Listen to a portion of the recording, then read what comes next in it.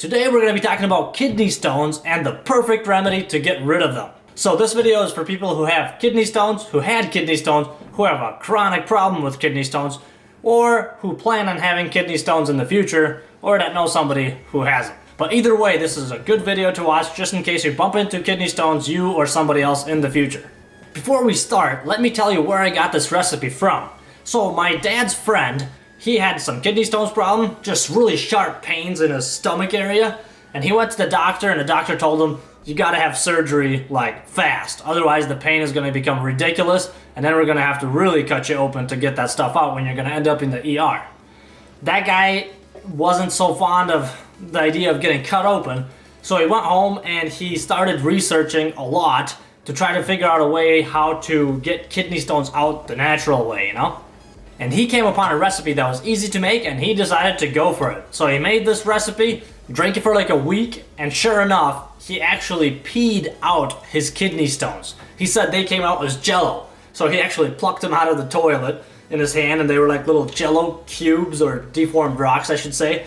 And he left them on the table and overnight they actually hardened and became like rigid little crystals. And he actually went back to that hospital for a follow-up visit. And the doctor was just in shock. He's just couldn't believe it. He's like, it's a miracle. The kidney stones are gone. And the reason I'm interested is because lately, once in a while, maybe like once a month, all of a sudden I'll get this sharp pain in my stomach area as well, like the kidney area. And it's just like, you freeze for like 5 seconds, you know? And then gradually the pain goes away. You can only breathe halfway for a little while there. As a preventative measure, I kind of want to try this recipe, this juice, so if I do have anything in there, it's going to flush it out. So without further ado, let me show you what you need to do. In perfect ratio, it has to be a pound of carrots, a pound of raisins, and 2 pounds of water. And you can increase the volume. So for example, you could do 2 pounds of carrots, 2 pounds of raisins, and then you would need 4 pounds of water. So for every pound of carrot, that's 1 pound of water. For every pound of raisin, that's 1 pound of water.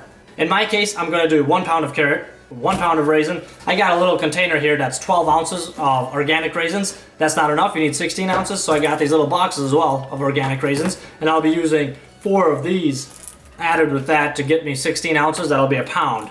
And then this bag of carrots actually said 1 pound conveniently right on the bag, so that's what I'll be using. And then I have some Nicken filtered water.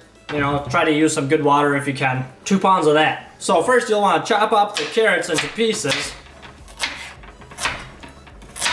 They don't have to be too neat, just in little pieces.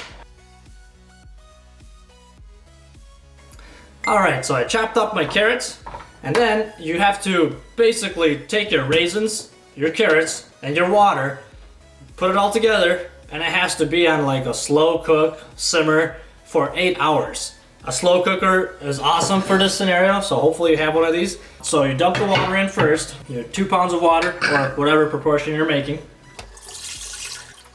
And then you put in your carrots. I left the butts on them because later on we're going to be throwing all this away. We only want the juice. So I didn't bother cutting them butts off. Next up we have the raisins. And same deal. Don't have to do anything with the raisins, just dump them in.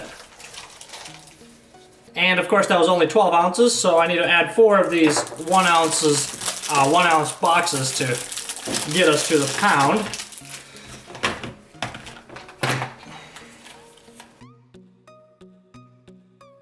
Alright, we got all the stuff in. Then you just cover your slow cooker up, turn it up to a low heat, and let that cook for 8 hours.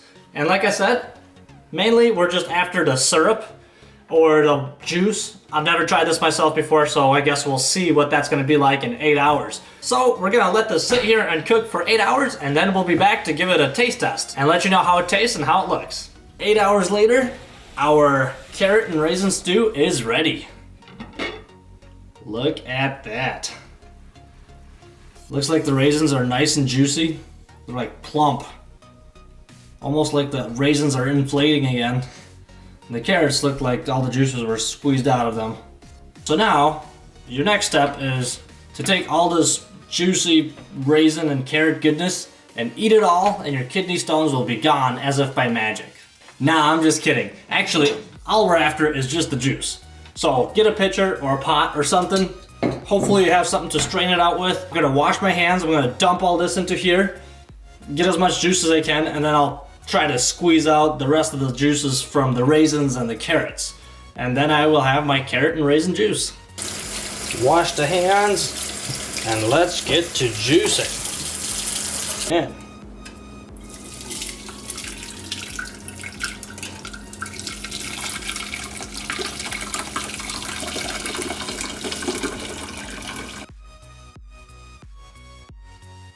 And you know, I said I was gonna do this by hand, but that is steaming hot.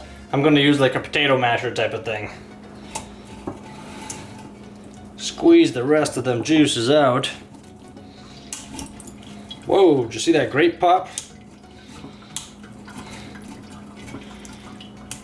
Squeeze this goodness out. And you know what? I think I'm gonna leave this for like maybe 10 minutes and just let the rest of the juices get into the pitcher. After that's done, I'll show you how it looks like and we'll give it a taste. Well guys, it's been sitting here for about 20 minutes now. And as you can see, it's like, there's like nothing there. So I put in 2 pounds of water to begin with. Where is all the water? Well, apparently it's still all in the raisins and the carrots. And mashing it is not really yielding much fruit, or juice I should say. Therefore, I'm going to try putting some of it in the Ziploc bag and kind of mashing it up that way. And I'll let you know how that goes. Well guys, I'm finally done straining the raisins and the carrots. The Ziploc bag didn't work out so hot. It took me a while. I kept trying to mash it up and then pour it out as I'm squeezing all that pulp out. That didn't work so well. I was thinking maybe a food processor would have worked better, but I didn't end up doing that. What I ended up doing is taking that big seeper or strainer that I had and then mashing everything up and then just kind of squeezing it out by hand. I'm sure a lot of the pulp still had juice in it, but I threw it away. I ended up in total, so I had 1 pound of grape, 1 pound of carrot, 2 pounds of water, and I ended up with 2 pounds of juice. So I got slightly over 16 ounces here and 16 ounces in this one. So now, just gotta drink it. Try to space it out. You don't want to drink it all at once. So maybe twice a day if you can. You know, if it lasts you 2 or 3 days, awesome. And if you have kidney stone problems, this should take care of it. And now for the actual taste test.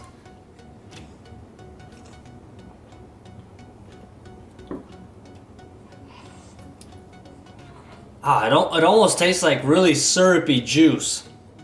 Very sweet. Definitely not from concentrate. It's not bad, really. Just some super sweet juice. Anyways, guys, this is a tested and proven method. I know people that have done this and who it helped. So if you have kidney stone problems or somebody you know has them, recommend this recipe and see how it goes for them. It's nothing extreme. All it is pretty much just raisin and carrot juice. But it can save them from going to the ER and getting cut open to get those kidney stones out.